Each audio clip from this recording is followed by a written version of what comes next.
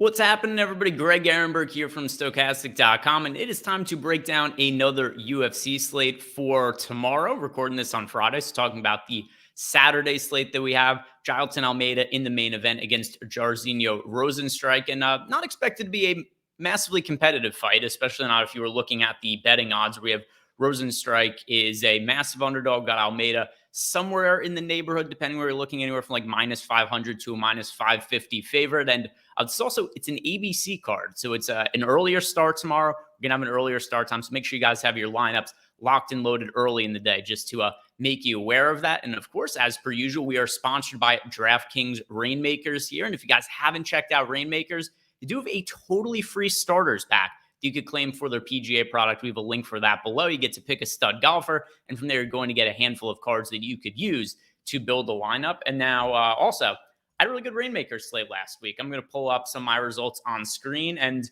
ended up bringing back almost $4,000. I actually came in second in the core contest, second and third. And one thing that was kind of funny, I haven't seen this come into play yet with UFC Rainmakers, but I actually had the identical lineup to the person who came in first. And I lost out on serial numbers. So first time that I've seen that happen so far. But yeah, there's definitely some good money to be made in Rainmakers. And it's been really profitable for me. I've actually been more profitable this year in Rainmakers than I have been in the Classic DFS contest. And I've been really enjoying it. So towards the tail end here, I'm going to be building a Rainmakers lineup for an elite contest. But then also a lot of the other analysis that I do, I will mention what different points are pertinent for Rainmakers. And let's get some of the stats up on screen so I could start breaking down this weekend's UFC card. So let's get this on screen here. This one. Yeah, that's the one I like to choose. So tricky card, just kind of as an overview. There are a lot of massive favorites, and I do find it really hard to be confident in any individual underdogs. There's one that I bet earlier in the week that I'm going to talk about that I have a little bit of reservations about now as we've gotten closer to the card. But I think one of the biggest decision points a lot of people are going to make is who to pay up for on this slate, because there are big favorites with so much scoring upside. One that did kind of make this a little bit easier for us, at least, is the Natan Levy-Pete Rodriguez fight has been canceled. If you guys missed that Friday morning, that was a fight where Rodriguez missed weight again. So these two were scheduled to fight, 2 or 3 weeks ago? Same issue. Rodriguez had weight cutting issues. They pushed the fight back a couple of weeks. Same thing, weight cutting issues, fight has been canceled. So Natan Levy, Pete Rodriguez, they are not going to be fighting. But there are 3 fighters on the high end that are massive favorites that I all think have really big upside. That is Carl Williams, that is Carlos Ulberg, and that is Jailton Almeida. And rather than break these fights down individually, because I'm rolling with the chalk here, like I'm not going to make a case for Chase Sherman. I'm not going to make a strong case for Jairzinho Rozenstruik. Not to say these guys have 0% chance to win, but I'm going to be really heavy on the favorites, and I'm not going to be doing anything than taking, dart throws here and there on some of the underdogs in large field contests. So between Almeida, between Carlos Ulberg, between Carl Williams, I do think these are 3 really strong pay-up options. But now how am I going to prioritize them? For this, I'm going to lean on the tools that we have over at Stokastic.com, where we do have odds of each fighter to score 100 or more points. And I do think that kind of helps us paint a story here, where if we're separating these fighters by these odds, Jailton Almeida does come out on top. So we have Jailton Almeida with a 59.9% chance to score over 100 fantasy points. We have Carlos Ulberg with a 45.9% chance, and we have Carl Williams with a 42.5% chance. So that is how I'm going to try to prioritize these fighters as I'm building out my lineups. And I'm going to be looking the most at Jailton Almeida in large field tournaments. A lot of it is just his upside is going to come from his wrestling and grappling. Jairzinho Rozenstruik, striker, doesn't have any kind of grappling background. Anytime we've seen him on the mat, he has not been able to get up. And I know the 75% takedown defense is not a bad number by any means, but if you look at the fighters who he has gone up against in the UFC, which is going to be the case for pretty much any heavyweight fighter, they haven't really gone up against any kind of notable wrestlers or grapplers. Chris Daukaus, Alexander Volkov, Curtis Blades. There you got somebody who's a very capable wrestler, takes Rozenstruik down 3 times in that fight. And if I'm not mistaken, it was, 3 times on 6 attempts. So a lot of wrestling success with from the Blades side in that fight. And I do think we could see Rozenstruik do something pretty similar. Although I do think I do think we could see something similar happen to Rozenstruik against Jailton Almeida. but Almeida is way more aggressive in the wrestling than Curtis Blades is. Once upon a time, Curtis Blades is a really aggressive wrestler, but he's gotten a little bit too in love with his hands. So only 6 takedown attempts for him in that fight against Rozenstruik. I think we should see Almeida, if he doesn't get an early finish, he's going to be on the wrestling instantly against Rozenstruik based on how he's gone about his other fights. But the other fighters that we've seen against Rozenstruik, Cyril Gahn took him down twice. That's not a good look at all. And then other fighters, you see just not fighters. Overeem took him down twice. In general, he's not fought fighters that have the same wrestling and grappling credentials as Giles and Almeida. So I do think Almeida should have his way on the ground. I don't think he's going to see much resistance in the wrestling department. He is the fighter, like I said, that we project with the best odds of over 100 fantasy points. So if I'm breaking down these 3 top-end fighters in terms of priorities, like I said, relying on our projections, I'm going Giles and Almeida 1, I'm going Carlos Ulberg 2, and then Carl Williams 3, based on the data that we have over at Stokastic.com. Now, no hot takes there, right? I think that's going to be something that's pretty familiar with a lot of you guys. I'm not giving you anything crazy there. Big favorites, yeah, go play them. They look good. Here's a fight that is really interesting for a number of reasons. Anthony Smith, Johnny Walker, neither of them are the most reliable fighters in the world, but there is reason to think the winner of this fight is going to score massively. And I do think both of them are going under-owned based on the initial ownership projections that we have. Anthony Smith currently projected for, we've got him just over 20% ownership, and same with Johnny Walker. So we've got both these guys projected for the low 20% in terms of ownership right now.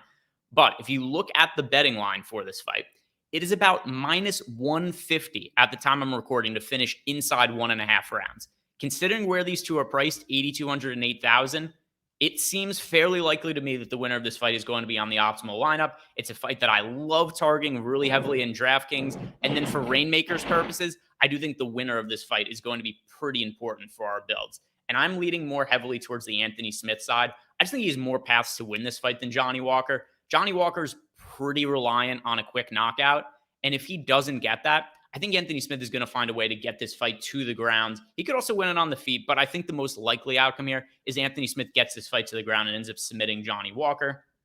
If you look at some of the overall numbers on these fighters, both of them have 42% striking defense, which is fairly terrible. Anthony Smith also takes a lot of damage. Takedown defense, terrible for both of them, 48% for Anthony Smith, 58% for Johnny Walker. But with that said, I don't think Johnny Walker is going to be shooting for takedowns in this fight because I do view Anthony Smith as the superior grappler here. So I think that we're going to see Johnny Walker try to keep this fight on the feet and probably throw some crazy spinning shit, some flying knees. And if he lands something, pretty good chance he earns a knockout.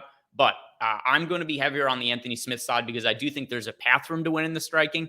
And I do think he could also win in the wrestling and grappling. So super heavy fight that I'm going to be almost all in on across my lineups and probably something like a 70-30 split in favor of Anthony Smith. I also have more Rainmakers cards of Smith than I do of Walker. Really, really high priority fight to target, particularly in large field tournaments. Now, if we look through underdogs on this card, it is really hard to find anybody we could be all that confident in because we have all these really big favorites. So we talked before about Ulberg right around a minus 450 favorite. Giles and Almeida north of minus 500. Carl Williams north of minus 400. So where are we going to find value?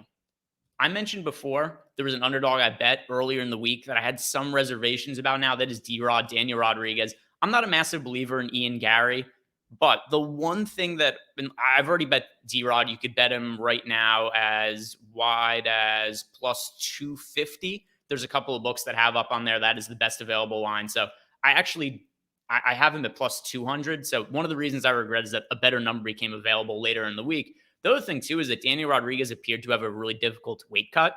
He missed it by a half pound on his first attempt and had to reweigh in and was able to cut the last half pound. I always get wary of fighters that have those really, really small misses and then have to make weight a second time or have to cut more weight to weigh in a second time. But Ian Gary is not somebody who I am super high on. A lot of you just look at the striking stats here. D-Rod's a good striker with a positive striking differential, lands 7.42 significant strikes per minute, absorbs 5.22.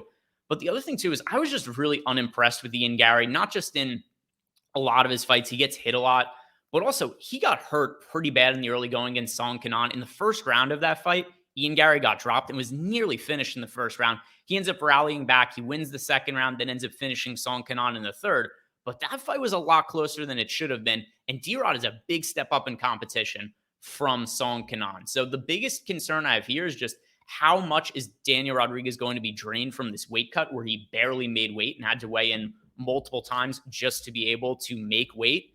So that's the one thing that, like I said, giving me a little bit of hesitancy. But I view this as close to a pick'em fight. I think that the fair line is probably something like minus 110 on both sides. So with that in mind, I think D-Rod is a good fighter to bet on. I also think that he is a really good fighter for salary savings in DFS, where we just don't have very many cheap fighters to roster. If we look at the cheapest fighters on the card, I'll sort them by salary on my other screen here. We've got Rozenstruik. I don't give him a very great chance to win. If he wins, he's probably going to be in the optimal lineup. But like I said, I think his odds of winning are extremely low. Chase Sherman, another fight I don't give a great chance to win. Ihor Pretoria, he looked not great against Shogun Rua in his last fight. So I think that Carlos Olberg probably knocks him out in the first or second round. We don't have Pete Rodriguez on the card anymore. Then we got Daniel Rodriguez, who I just talked about. I think he's a live underdog. Then we got Mandy Bohm. She's terrible. Tim Means, he's super old. Matt Brown, he's super old. So there's just not that many cheap fighters to go to here. And of the bunch, I like D-Rod the most for DraftKings purposes. I think he's very live to win the fight. His upside in a win is decent as well, because like I said, Ian Gary got clipped in his last fight. I do question his durability, and Daniel Rodriguez is a very high output striker. So Daniel Rodriguez is my favorite underdog pick on the card if we're really looking to punt.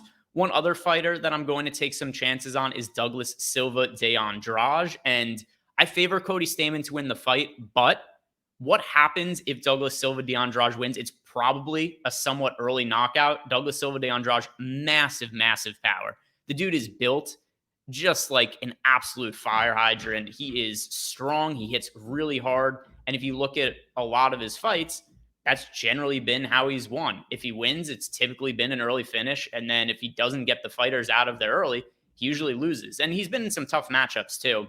He actually does have a win over Chito Vera. That was a long time ago now, 5 years ago.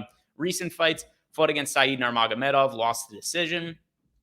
His last one was against Sergey Morozov. That was a second-round finish. Fought here against Perello. That was a first-round KO for him. Fought against Lerone Murphy. Not that much happened in that fight. It was pretty uneventful. But the path to victory for Douglas Silva de Andrade is typically a fairly early finish. Cody Stamann's very durable. He's a difficult fighter to put away. But there aren't very many fighters at this weight class that have the kind of power that Douglas Silva de Andrade has. Also, something that's a little bit concerning is that this is a catchweight fight. And the reason it's a catchweight fight actually was per the request of Cody Stamann. Makes me question, is there an underlying injury? How much was he able to prepare for this fight? Because we haven't really seen these sort of weight cutting issues with Cody Stamann in the past. It does bring into question some of his ability here to, well, not his ability, but his preparation for the fight. Something does seem a little bit amiss about it, which is something that leads me towards Douglas Silva de Andrade being a live underdog in the spot with finishing equity if he does end up winning.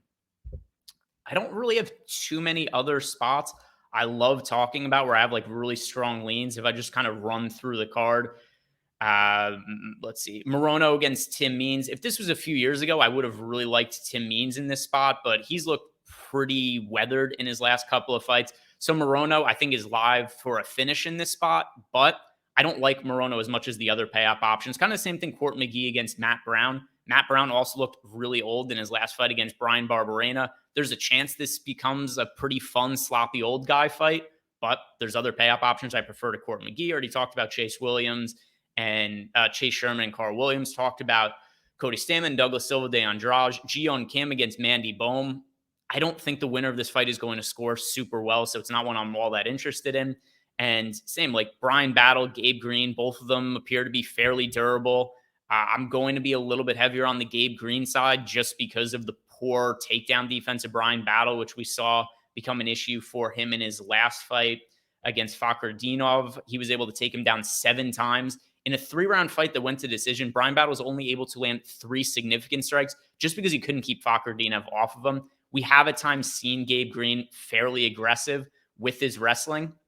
He was able to take down Ian Gary once in his fight against him. He took down Phil Rowe twice. So I do think there's a path here for Gabe Green to land some takedowns against Brian Battle. But in terms of my highest priority options, they're the ones that I already went over. Let's go and look at Rainmakers. And all right, I want to build out some lineups. So I am on the wrong page right here. I'm going to go to the lobby, which, by the way, was up there for a second, but it wasn't popping up on my screen. So this is going to be a fun time where we navigate here. All right, so here we go. Lobby. Going to try to build out an elite lineup for UFC. I have one thing that's kind of fun about this time of year too is if you guys bought cards, Genesis cards at the beginning of the year, there's all different packs that are available for UFC. There are ones that are available for the entire year. There's ones that are only event specific. I bought a bunch of cards at the beginning of the year and I got some takedown cards as well. So like last week, I had a ton of lineups, but I actually only opened one pack for that contest just because I was already holding a bunch of cards for fighters of that event. Here we go. The elite contest. All right. So I've got some options here. The location checker. Do I pass the test? Do I pass the robot test? All right. In location. So looking at the captains here, I don't have any elites of Jailton Almeida or of Carl Williams. That's going to make Carlos Ulberg a pretty easy choice, at least for my captain in the elite contest. However, I do have rare cards of Carl Williams and Jailton Almeida, so I'm going to plug both of them in. They just feel like really safe wins, both of them with really high upside. So they're going to be core plays in a lot of my Rainmakers lineup. So now 2 spots left to go. Fortunately, I had a bunch of Natan Levy, but not available anymore because that fight is off. Johnny Walkers. Where are my Anthony Smith? Yeah, I've got a bunch of Anthony Smiths. I'll throw one of my elite Anthony Smiths into this because I have to play 2 elite cards. And then one more rare. I'm not going to play much of Ian Gary. I just have the one of him. So options here, Gabe Green, Cody Stamen, Pataria, Court McGee, Alex Morono. I'll go with Gabe Green just for the wrestling upside because I do think there's a chance that he could score fairly well in a win.